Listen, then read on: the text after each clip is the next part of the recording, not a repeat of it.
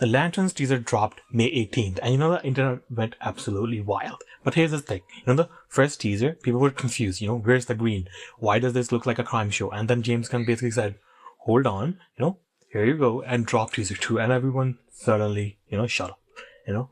The ring, the suit, the constructs, the green, and the glimpse of someone who comics readers, immediately recognized. And right there in that moment, most people went, okay, I'm in, right?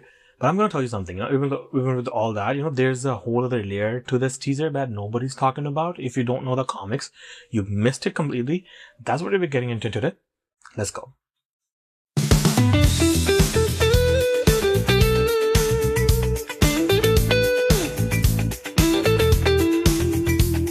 Welcome back to Pinwheel Talks, and today we're going to be breaking down the Lanterns teaser 2, shot by shot, comics layer by comics layer.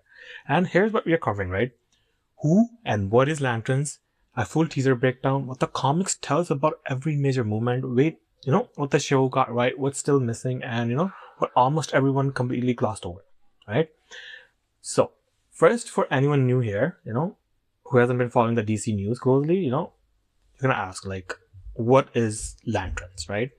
Lanterns is basically an upcoming HBO Max series, dropping on August 16th, 2026. And it's part of the James Gunn's, rebooted DC universe. And it follows, two Green Lanterns, Hal Jordan and, John Stewart, as they investigate a murder mystery that turns out to be much bigger, than it appears. Set across two timelines, there's one of them is going to be 2016 and the other is going to be 2026, right? So now the names behind this show actually matters. Tom King is actually co-creating this. Tom King is the writer who gave us some of the best Batman runs in recent memory. And he has written Hal Jordan and, the Green Lantern Corps.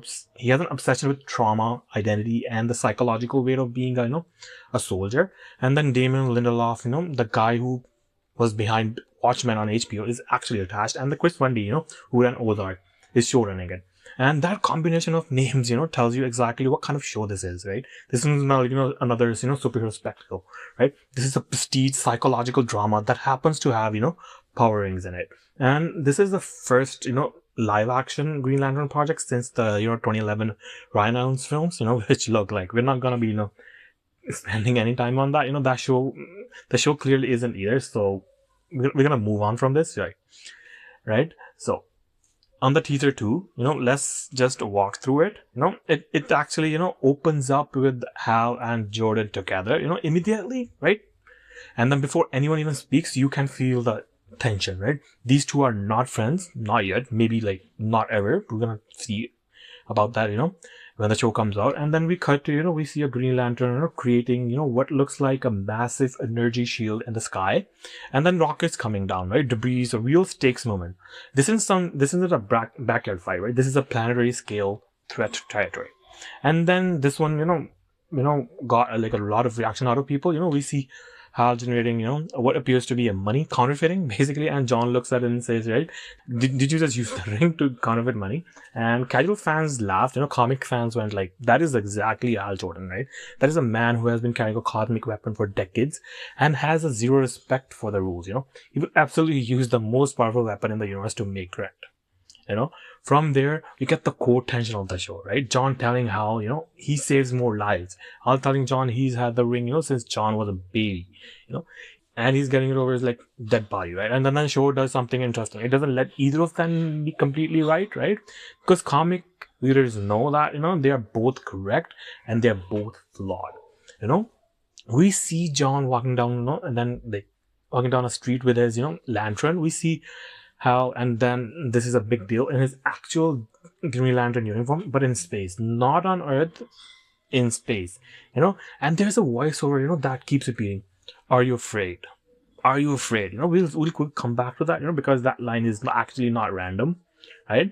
And then we see Guy Gardner, Nathan Fillion's, visiting someone in prison. John gets injected with, something. There's a woman, who looks at John and says, then go get it. And John stood it, and we end on John, right? Ring raised, green glow, ready, right? On the surface, it looks like grounded, tense, character driven, but underneath, this teaser was I would say, was perfect, And the casual view of this teaser is simple, right? It's grumpy veteran, eager rookie, buddy cop dynamic. That's the surface level, right? But the comics history between Hal Jordan and John Stewart is like one of the most complicated relationships in DC, right? When John Stewart was first introduced in 1971 by Dennis O'Neil and Neil Adams, right? Hal Jordan was, vocally against his appointment, He saw John as having a chip on his shoulder, And the Guardians of the Universe, the ancient cosmic being who run the corps, openly accused Hal of, petty bigotry, right? Then they sent John on his first, mission protecting a racist politician just to test him, and then, John passed. Then he also exposed the politician's corruption on top of it. That's the dynamic the show is pulling from. John isn't here to be Hal's sidekick. He never was, right? He was introduced as a critique of the establishment, Hal represents. And the line in the teaser, right? John saying he saves more lives. That's not, arrogance. That's John Stewart doing exactly what he did in 1971. Not asking for permission, not seeking Hal's approval, just basically stating facts, right? No, like Tom King, his fingerprints are all over his dynamic. King doesn't write, clean heroes. He writes people who are carrying enormous psychological weight, and doing the job anyway, right?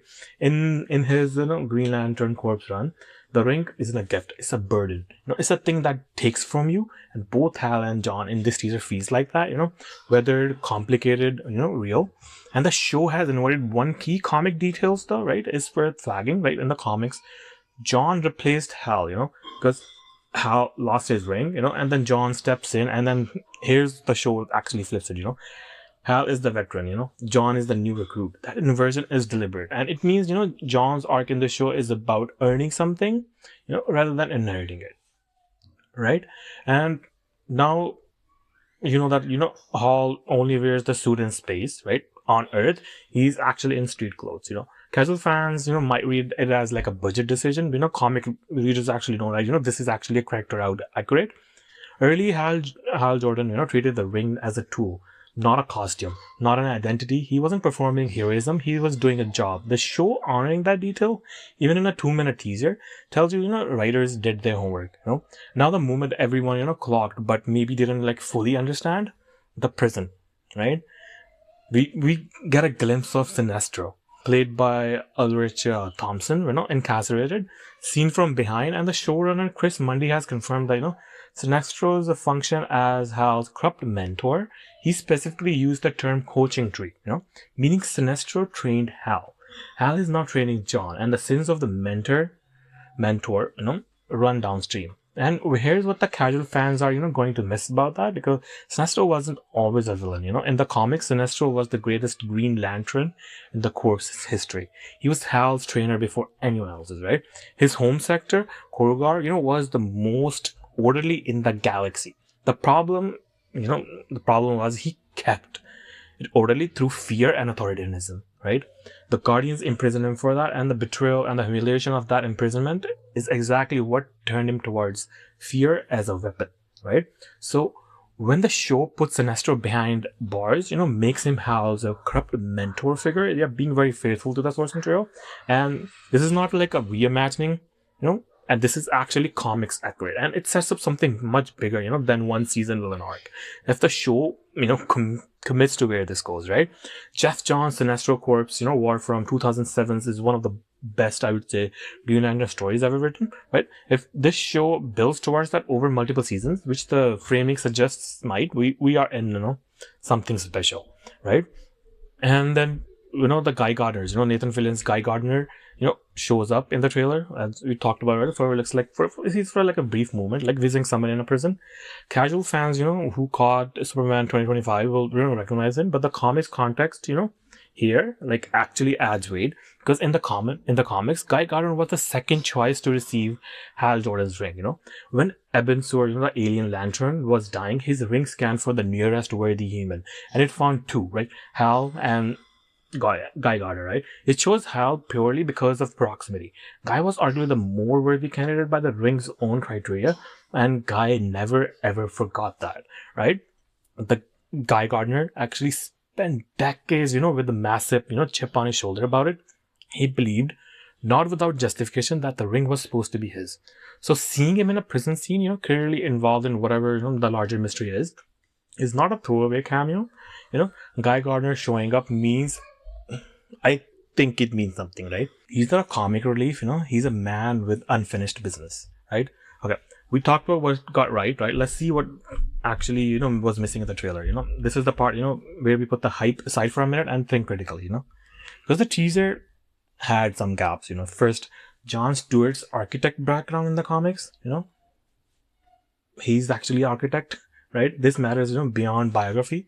His ring constructs are architectural, right? Structural, load bearing, and precise. Where Hal builds, fighter jet construct that are fast and aggressive, John builds fortresses, bridges, sea structures, right? That specifically is like what makes him a distinct character, right? Not just a black Hal Jordan. Right? The teaser shows John using the ring, but nothing specific to his style. But worth like watching, when the show actually fully drops. So I have hopes, but I don't know. From this teaser, I didn't get that, And then the second is, Guardians of the Universe are nowhere to be found, Laura Linney has been cast in a role that is officially described as mysterious, but there's a strong speculation that she plays a Guardian of the Universe in a human disguise. But, the woman who, that who tells, to go get it could be the cosmic being manipulating events from behind the scenes. But I don't know, right? If that's the case, casual fans are going to have no context for why that is terrifying. But in the comics, the Guardians created created the Manhunters, robotic space cops who went rogue, massacred the entire sectors of the galaxy.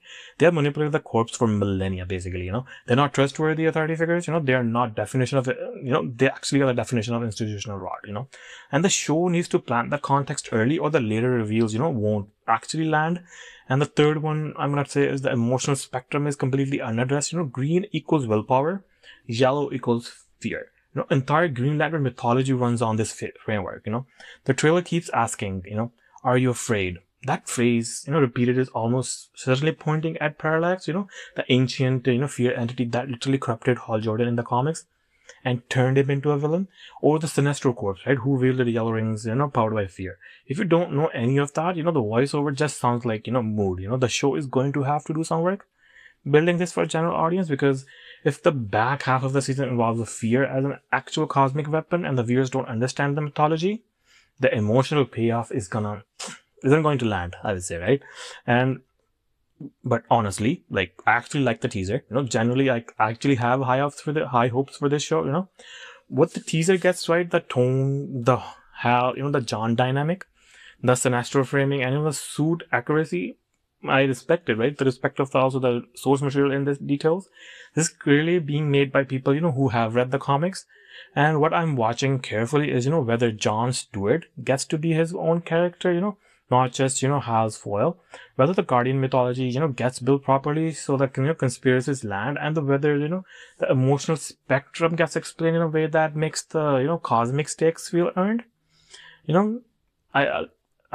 I'm not sure about that, right? The question I keep coming back to this is, the Tom King knows this material better than almost anyone, The question is whether HBO gives him the runway to go as deep as he clearly wants to go, right? Because if they do, this could be the definitive Green Lantern story, not just on screen, but as an adaptation, period, right? So, I'm going to be watching this on August 16th, and, if you're a DC fan and a comics reader, or just someone who wants a prestige thriller that happens to involve the most powerful weapons in the universe, you should be watching it too, right? So, if you made this far, right, drop a comment down below. Let me know what you think about the Lanterns teaser, what you're excited about, right, and what you're worried about. I read every single comment, so if you're new here, hit subscribe. We do this every episode. And if you want to understand more about DC's, new cinematic universes being built from the ground up, the AI console wars in gaming, always on hardware, what James Gunn is actually trying to do with this franchise, go watch the previous episodes. We went actually deep on all of it, and it's going to add a lot of context to everything we talked about today, right? So this is the Review Talks. See you in the next episode. Peace.